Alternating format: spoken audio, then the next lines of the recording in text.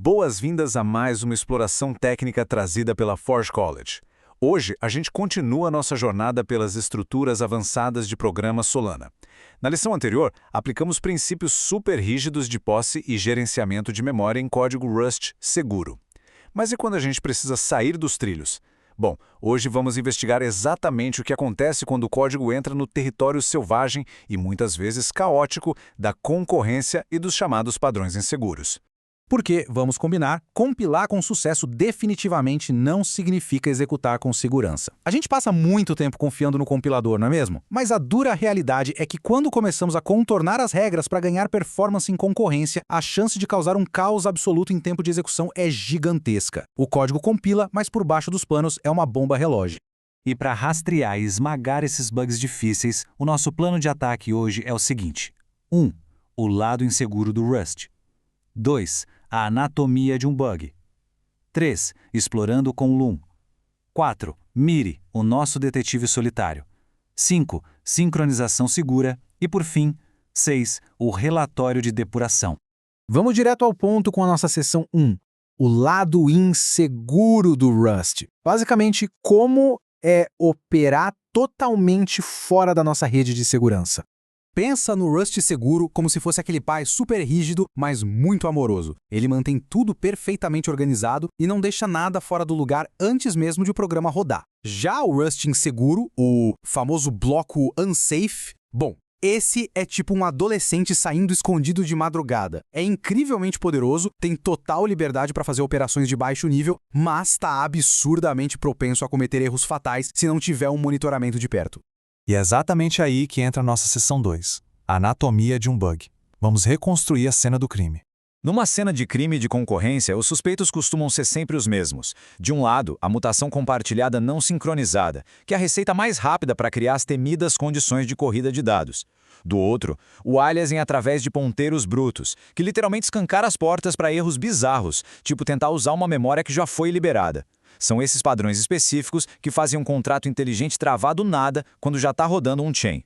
Para entender como o inimigo ataca, a melhor tática é criar o caos de forma totalmente intencional, como no laboratório. Seguindo esse passo a passo, a gente monta um caso de teste mínimo para reproduzir o erro. Primeiro, escrevemos um help de ponteiro bruto. Segundo, ignoramos o compilador com um bloco unsafe. Terceiro, abrimos um monte de threads. E por último, forçamos todo mundo a escrever na memória ao mesmo tempo. O resultado é uma falha não determinística, linda para ser estudada. Colocando isso numa linha do tempo, dá para ver o desastre em câmera lenta. A Thread 1 inicia a escrita, tudo tranquilo no tempo 1, a Thread 2 também inicia no tempo 2, mas aí no tempo 3 rola uma colisão de memória sem sincronização. É tipo dois carros querendo estacionar na mesma vaga ao mesmo tempo e sem freio. O impacto no tempo 4 é inevitável, corrupção de dados e um pânico total no sistema. Para desatar esse nó, vamos para a seção 3, explorando com Loom, forçando falhas determinísticas. A real é que problemas com threads são super caóticos. O código quebra numa hora e logo depois roda perfeitamente de novo. É um pesadelo para debugar. O Loom entra no jogo como uma ferramenta cirúrgica. Ele não depende da sorte. Ele simplesmente toma o controle e força o programa a passar por absolutamente todas as combinações simultâneas possíveis. Ele não para até acionar aquela falha oculta de um jeito 100% previsível. E a mágica de verdade acontece quando a gente envolve o nosso código problemático nesse modelo específico do Loom. Fazer isso garante que a sequência exata de eventos que gerou a corrida de dados seja capturada e congelada. Literalmente, a ferramenta te entrega de bandeja o caminho exato que causou o crash para uma análise profunda. Mas as nossas ferramentas não param por aí. Seção 4. Miri, o detetive. Detecção focada em thread única. Enquanto o Loom está lá lidando com a confusão de múltiplas threads brigando por espaço, o Miri é o nosso detetive que trabalha sozinho. O trabalho dele é focar pura e simplesmente em achar comportamentos indefinidos dentro de uma única thread. Ele aponta o dedo na hora se as leis fundamentais de memória foram quebradas, tipo quando tentamos usar um ponteiro inválido, antes mesmo de outras threads entrarem na jogada. Ou seja, a divisão de tarefas para quem desenvolve é clara como água. O Loom captura as condições de corrida caóticas entre as várias threads, enquanto o Miri foca em pegar os acessos ilegais à memória na perspectiva isolada de uma thread só. Juntos, eles formam a dupla que dá visibilidade total e absoluta sobre qualquer padrão inseguro. E com o bug finalmente detectado, avançamos para a seção 5, sincronização segura, onde a gente restaura a ordem na casa.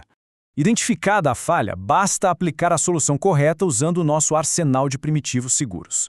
Olha só as opções. Se precisa de acesso exclusivo, a gente usa o Mutex, que bloqueia os concorrentes. Para gerenciar muitos leitores paralelos, aplicamos um RWLock.